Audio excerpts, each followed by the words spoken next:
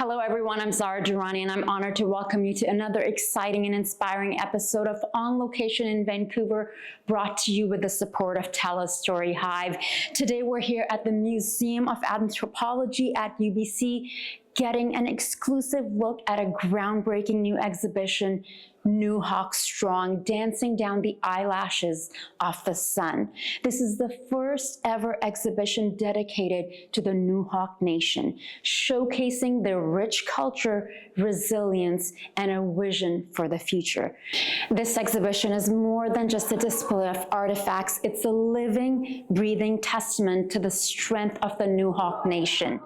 The treasures, to have our artists and our weavers of today recreate them, and of course our families bring them back out through ceremony, through potlatch again, and having those teachings and those values being part of our practice and part of helping us to achieve our sovereignty. That's the medicine that we are finding while connecting back with these treasures. Today on Location in Vancouver, here at Museum of Anthropology at UBC, is Clyde Tallio, Snxakila. Snxakila. Snxakila. I think I almost got it. Almost got it.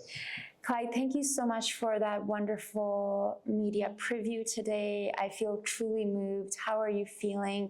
The exhibition is going to be launching tomorrow. Tomorrow is the opening day where everyone gets to experience this beautiful Nuxalk Strong here at Museum of Anthropology at UBC. How are you feeling? I'm very happy that this project is finally ready to be seen. It's been a long time coming, and I know it's going to be a very important next step in Nuxalk people's history. Now, even the name of the exhibition is really beautiful. Nuxalk Strong, Dancing Down the Eyelashes of the Sun.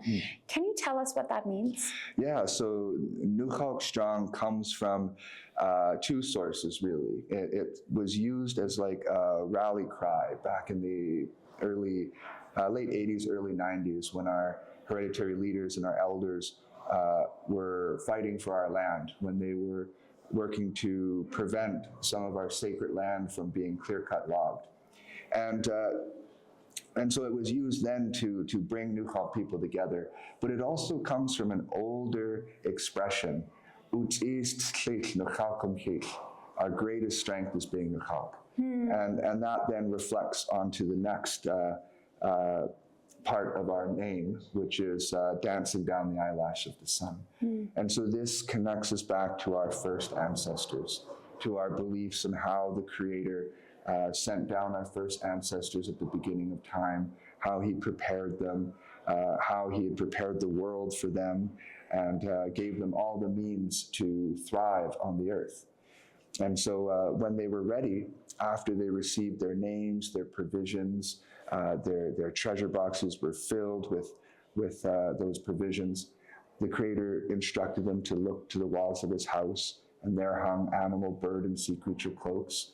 They each selected a cloak, placing it over their backs, as we do with their dance robes, like we saw in the exhibit. And they danced the first dance. After they danced, the Creator, whose blanket was the sun, He threw it over Himself, transforming into the sun. He opens the sky. The ancestors do the same, transforming into eagles, ravens, bears, whales, mountain goats, wolves. And they're guided by the eyelash of the sun. They descended down to the mountaintops throughout Nuxalk territory. And there, those first ancestors went down. They built their villages, built their fish weirs. They prospered, and they became our first ancestors. We are embracing those traditions of nuyayanch, of reciprocal generosity. Many hands make light work. We work together to help each other achieve the full human experience. And so that's what this exhibit, to me, the most important part was to show the value system, to get beyond the beautiful aesthetic of our art. Yes, our art of the Northwest Coast is so amazingly beautiful and unique. You don't find it anywhere else in the world.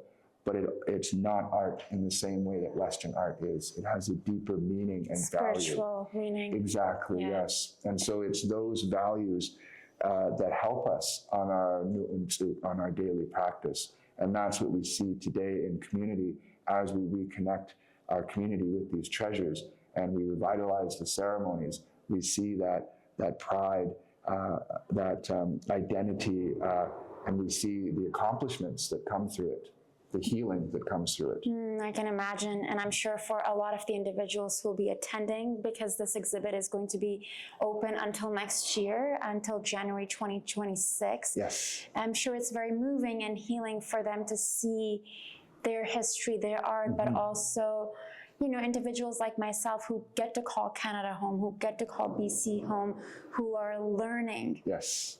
Because I did not have the opportunity to learn this in high school when I first came here. Individuals who are visitors, whether they are from the Newhawk Nation or not, what are your hopes that they would take away by visiting the Newhawk Strong exhibit? For me, I'm doing this for our people. I think that's very important to say that, you know, first and foremost, this exhibit is to reconnect our people. But also, we want to share who we are with the world. You know, we're a tiny nation, and we've contributed greatly, and we have a great story that people just don't know of. And so transforming the relationships with museums as a place where we now have a platform to be able to share with the world who we are, to break some of those misconceptions that people have that have inherited about Native people, and to really show where we come from. You know, oftentimes we hear people say things like, oh, Native people aren't really from here, they're from Asia. And, you know, you just go online and you will see go online and look at any Native content. And when you read the comments, you'll just find all of this hate, this racism, these misunderstandings. And so with exhibits like this, we're able to show people that these lands made us the people that we are. That we've been on these lands for 15,000 years that we can prove. And our stories all connect to those experiences of those many generations and how they worked the land and prepared it so we could prosper today. Well, thank you so much for your time. I'm truly moved by learning from you, by hearing your passion, and to hear about all the work that has gone into putting this beautiful exhibit out. Until next time, I'm your host, Zara Durrani. You're watching On Location in Vancouver, brought to you with the support of TELUS Story Hive. Bye.